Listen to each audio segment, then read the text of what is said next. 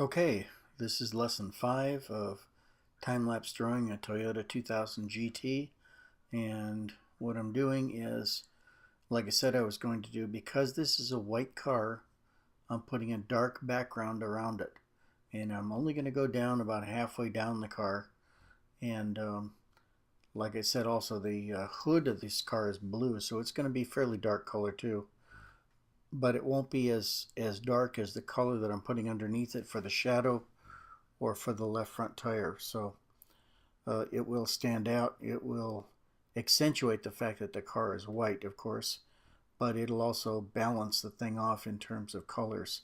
So I'll have a very light, untouched car body for the rear half of it, and then for the rest of that, with the hood and with the shading underneath, it will be lighter in color, but not as dark as the shadow cast underneath the car. So it'll I think it'll look great.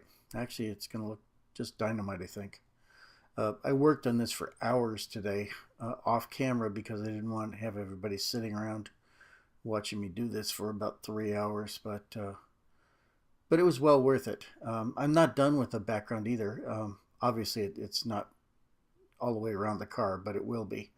And I'm going to go up a little bit higher with it too, so that it shows the car off better, not just to make it look longer and lower, but to actually showcase the car itself.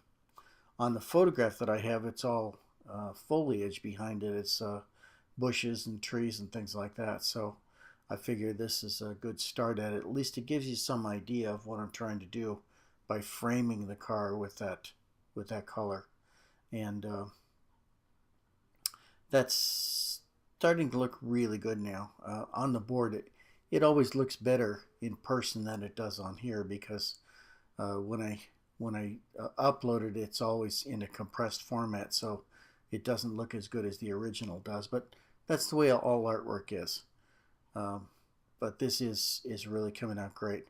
Okay, now what you see I'm doing is I'm doing the shadow underneath the car, and I'm doing that quite darkly, and also the inside of the tire is going to be the same, and the undercarriage of the car is going to be dark, and there's a line just above the shadow that's going to be in. So all of this underneath the car is going to be quite dark. It's going to really set off the lighter parts up above. So I think that'll be a really good thing. I think it'll make it look great. But as you can see, I'm working feverishly on doing this. I did really put a lot of work in on this today, though. So by the time you see it and the rest of that's finished, you'll know I've done a bunch more work.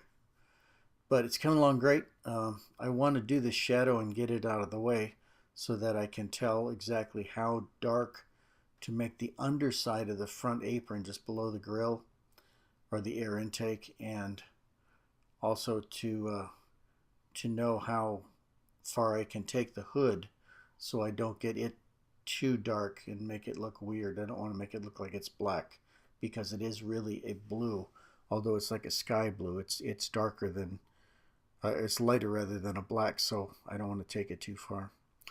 Anyway, almost done.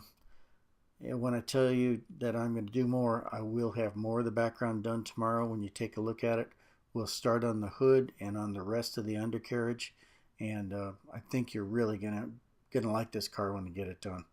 Anyway, that's it. See you tomorrow. Thanks.